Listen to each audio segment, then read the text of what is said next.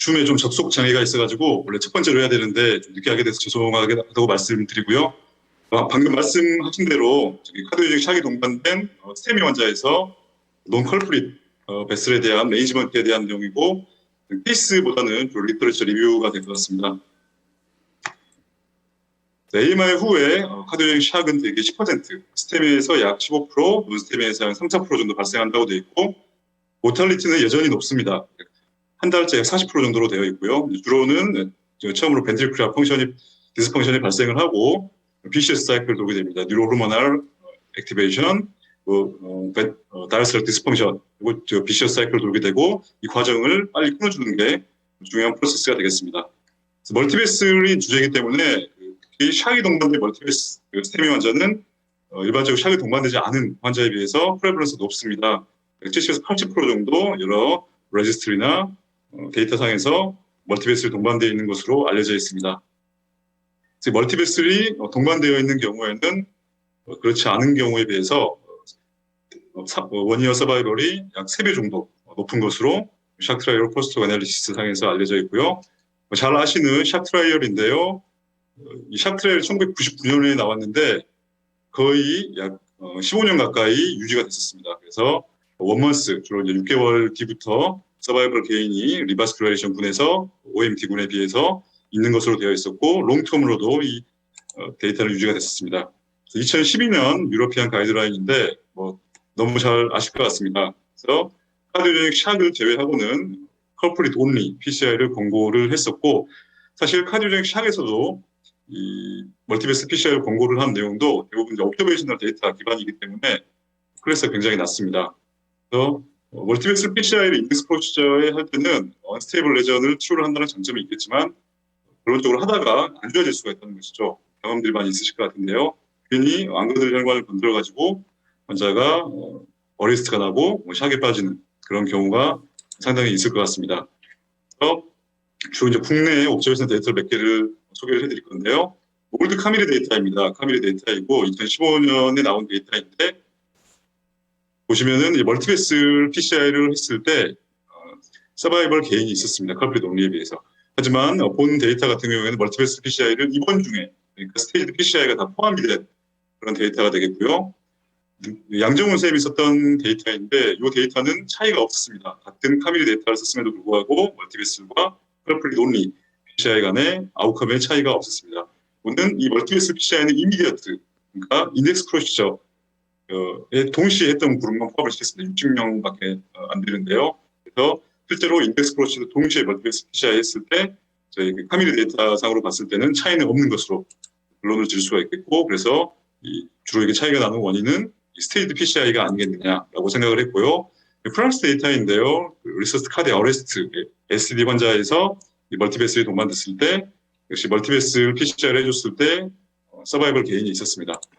하지만 그 외 대부분의 옵저베이셔널 데이터에서는 저희가 멀티베스 PCI를 해주어도 사망률에 차이는 없는 것으로 되어 있었고 IFCHAP2 트라이얼 데이터로도 역시 멀티베스 PCI를 했을 때도 차이는 없는 것으로 알려져 있습니다.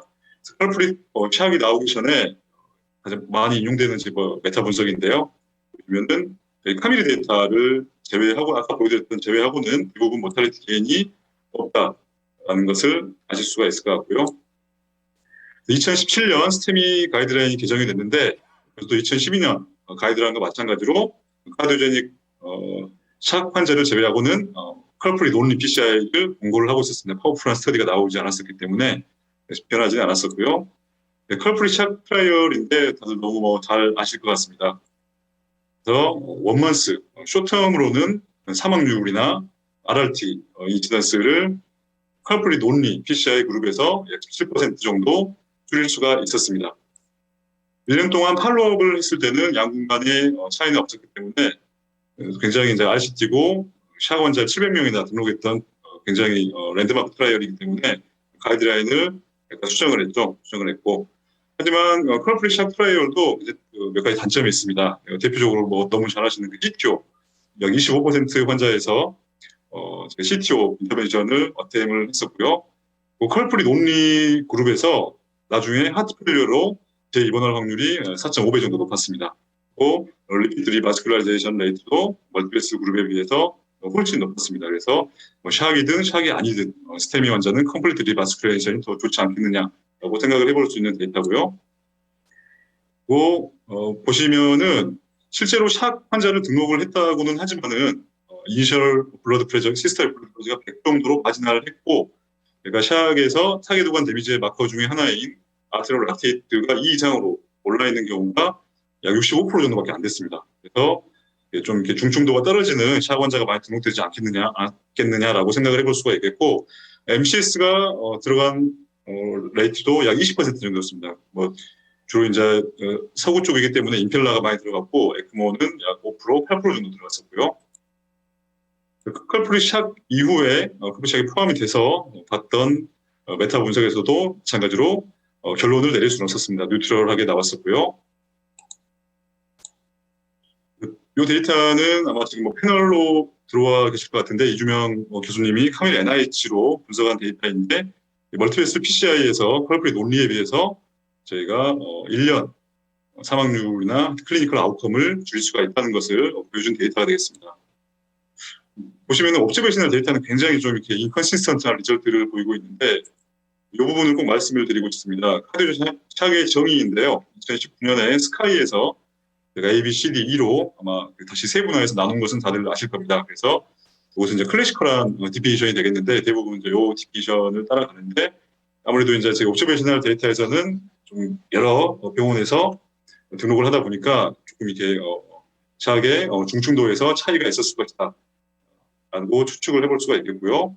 논 임팔리트 아트리의 특성도 문제가 되겠는데, 실제로 이렇게 사이멀테니스 오지는 않았겠지만은 이렇게 논 컬프릿 아트리의 플로우가 떨어져 있으면은 안 하기는 좀 어려울 겁니다. 안 하기는 어려울 거고요. 또 논 임팔리트 아트리 디스트리뷰션도 문제가 될 것 같은데요.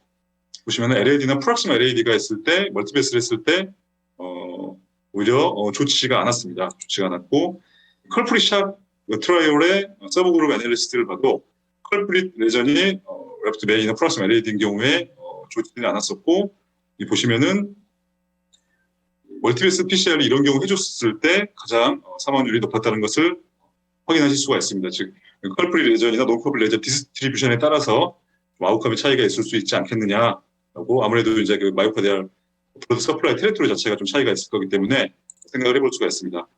그리고 실제로 가이드라인에서는 당시에는 카디오의 샥인 경우에는 논임팔리트 아트리 PCI를 고려를 해라라고 나와 있었지만은, 실제로 그 당시에는 지금도 마찬가지지만은 컬프릿 논리 PCI가 많이 되고 있었습니다. 카밀 NIH 데이터를 봐도 약 4분의 1의 환자에서만 멀티베스 PCI가 됐었고, 나머지 4분의 3의 환자에서는 컬프릿 논리 PCI가 샥 환자에서 시행이 되고 있었습니다. 마지막으로는 스테이지드 PCI에 대한 내용인데요. 컬프릿 샥 트라이얼 같은 경우에는 스테이지드 PCI 그룹은 컬프릿 레전 온리 PCI로 포함이 됐습니다. 물론 약 17%에서는 저희가 멀티베스 PCI 군에서도 스테이지를 하긴 했지만은, 어쨌든 이니셜 인텐션 트리트 어널리시스에서는 이쪽으로 포함이 됐고요.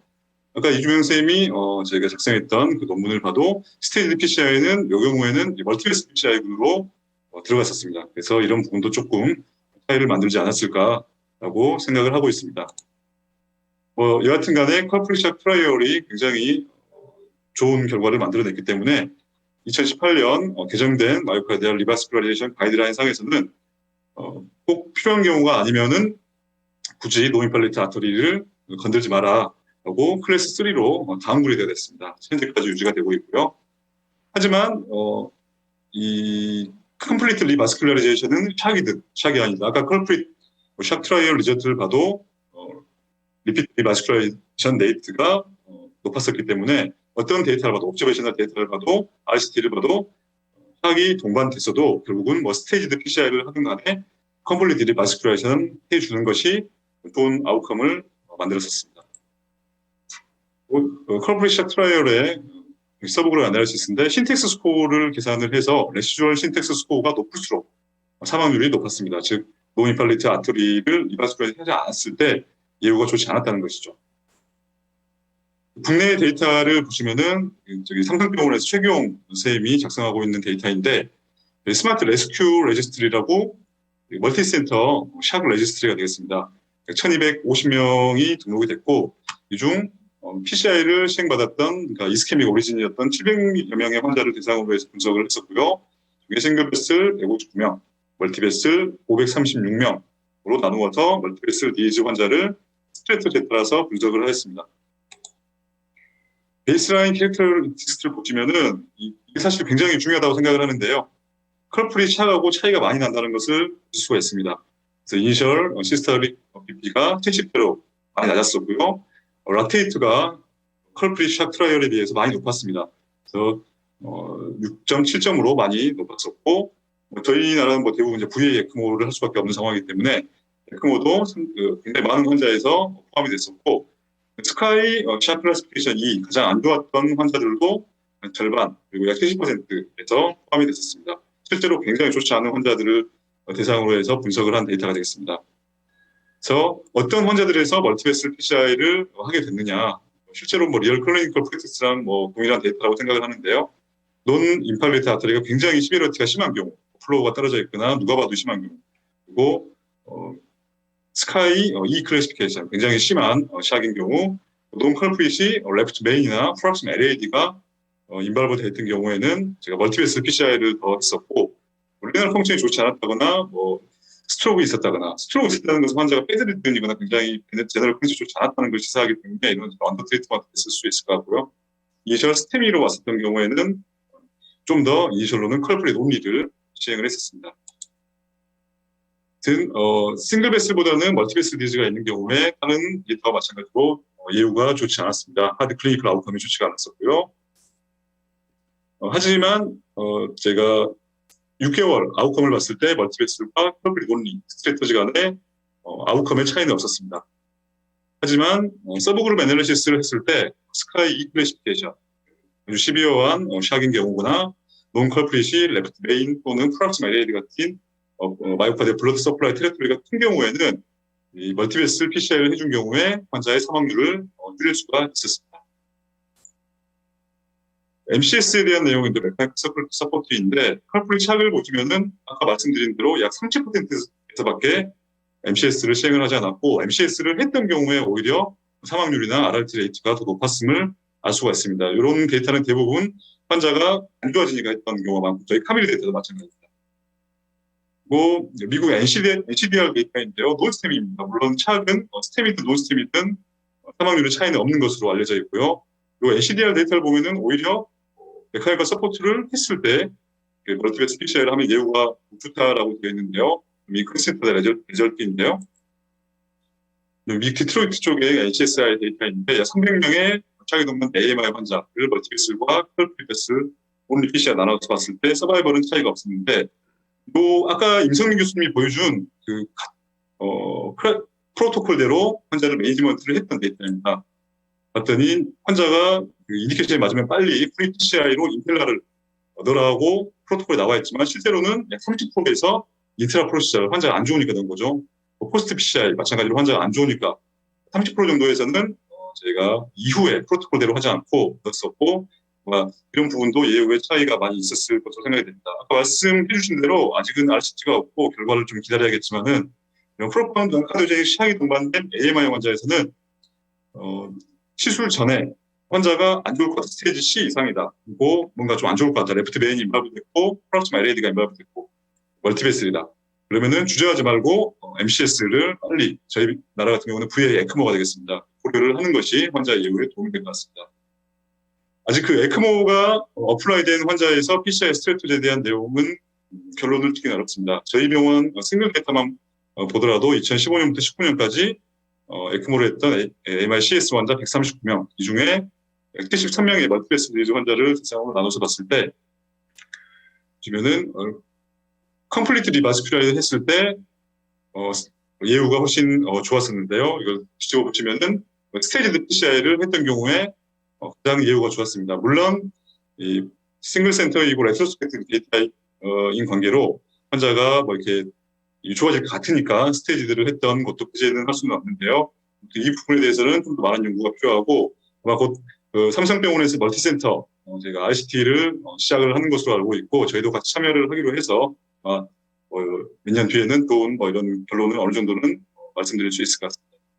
네, 결론인데요. 아직까지는 제가 AMI 샥, 스테미 샥이 오면은 빨리 PCI를 시행을 해야 될 것 같습니다. 멀티베이스들이 많이 동반이 되어 있고 현재까지 옵저베이션 데이터나 RCT 상으로는 컬프릿 온리 PCI만 시행을 해주는 게 좋을 것 같고 환자가 그 안정된 후에 컬프릿들이 마주쳐야 반드시 고려를 해야 될 상황인 것 같습니다. 물론 디지털 서커플렉스나 디지털 RCI 같은 제가 굳이 안 해도 되는 혈관들까지 할 이유는 없을 것 같고요. MCS 같은 경우에는 환자가 안 좋아질 것 같고 하여튼 그 스테이지 C 이상의 프로파운드 샥이라면은 하기로 결정된다면 주저하지 말고 PCI 전에 시행을 하는 게 환자의 예후 개선하는 데 도움이 될 것 같습니다. 예, 감사합니다.